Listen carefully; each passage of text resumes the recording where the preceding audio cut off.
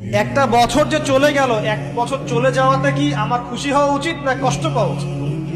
আমার জীবন থেকে একটা বছর চলে গেল মানে আমি কবরের দিকে এক ধাপ এগিয়ে গেলাম।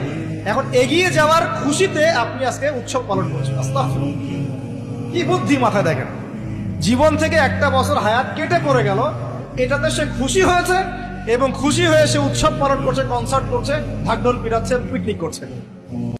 এই 31st নাইটে যদি আপনি কিছু করতেই চান, তাহলে আমি বলবো, আমার পরামর্শ, সুন্দর করে ওযু করে আইসে আপনাকে জায়নামাজে দাঁড়াতে হবে।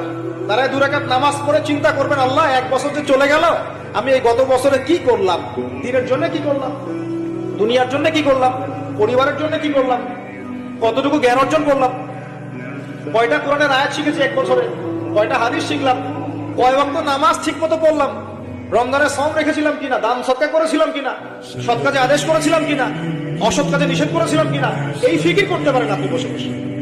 এই নতুন বছরটা আমরা যেন বেশি বেশি আল্লাহর শুকরিয়া দিয়ে নতুন বছরটাকে সমৃদ্ধ করতে পারি, বেশি বেশি যেন আল্লাহর ইবাদত করতে পারি।